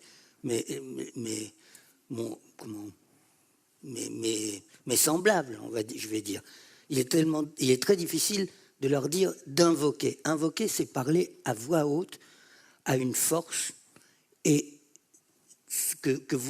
dont vous ne connaissez pas l'allure, les conséquences. Alors, je vous propose, par exemple, il y a une cathédrale ici. Il n'y a pas un diable dans cette cathédrale? Il y a toujours des diables dans les cathédrales. Hein. C'est pour ça que c'est bien, les cathédrales. Parce qu'il y a toujours des diables qui se mêlent. Il y a des diables, puis il y a des morts. Il y a plein de morts dans les cathédrales. Vous savez, les cathédrales sont bâties sur les morts. Puis sous les cathédrales, souvent, il y a des vrais lieux de culte anciens, avec des sources et des choses et des machins, etc. C'est le cas ici? Oui, sûrement. Sûrement, parce que vous savez ce qu'ils faisaient, hein, c'est la chose qu'on a eu le plus de mal à combattre en France. Parce que ce qui caractérise la France, c'est pour ça que moi j'ai un grand espoir dans la France, c'est que ce qui caractérise la France, c'est que c'est le pays des sources. Il y a des eaux partout en France. Il y a des sources qui jaillissent partout. Vous savez ça? Des eaux vives comme ça, qui sortent partout. Et bien avant qu'il y ait des cultes organisés, il y avait déjà des cultes aux sources. Après, il y a eu les cultes organisés, gaulois, celtes, etc. C'était aux sources. Et puis quand les églises sont arrivées, ils ont dit « arrêtez d'aller aux sources ». Jamais on n'a pu empêcher les Français d'aller aux sources. Hein. Donc qu'est-ce qu'on a fait finalement? On a bâti les églises sur les sources. Ils ont dit, puisqu'ils iront de toute façon aux sources, comme ça ils iront à l'église. Hein, c'est ça. Donc si vous creusez un peu sous l'église, il y a toujours une source. Et parfois c'est même le fond baptismal. En dessous, c'est juste la source. Hein. Et donc c'est pour ça que j'y crois beaucoup. Allez donc à minuit, là où il n'y a personne, quand il n'y a personne, sur la place de la cathédrale, et dites à voix haute, moi, Toby Nathan, je voudrais que Juliette vienne passionnée par moi et se soumette à tous mes désirs. Et vous dites ça à voix haute. Faites-le plusieurs fois, vous allez voir, ça marche. Merci.